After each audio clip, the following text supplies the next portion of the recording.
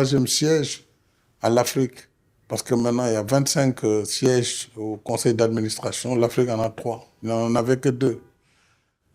Et donc, c'est un combat permanent que nous devons mener pour avoir notre place.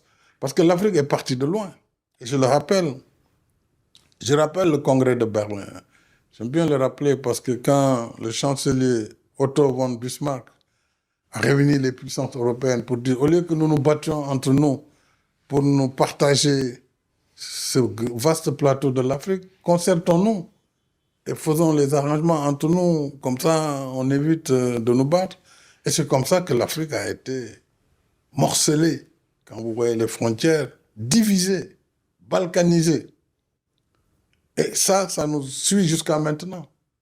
Parce que avec les indépendances, les Africains ont dit, attendez, ne revenons pas sur les frontières. Elles n'ont pas été bonnes, mais si nous revenons, nous allons passer notre temps à faire la guerre les uns contre les autres. Donc, laissons les frontières telles qu'elles ont été héritées de la colonisation, malgré les imperfections. Vous prenez un pays où vous avez la moitié qui est la capitale, la moitié est dans un pays, l'autre est de l'autre côté. Un pays comme la Gambie et le Sénégal, vous voyez comment c'est fait, c'est assez bizarre. Beaucoup de bizarreries, mais c'est de l'histoire, on l'a assumé. Et donc, à la création de l'Organisation de l'Unité africaine, c'était une règle sacro-sainte qu'il fallait, pour éviter les guerres entre pays africains, il fallait laisser les frontières telles qu'elles ont été. Par la suite, on a changé un peu, le Soudan a été cassé pour créer le Soudan du Sud, etc. Mais, finalement, cette balkanisation, évidemment, elle a été pour partie responsable de l'absence de la force de l'Afrique. Parce que quand vous prenez le continent, sa superficie, 30 millions de kilomètres carrés, 30 millions. Les États-Unis font 9 millions.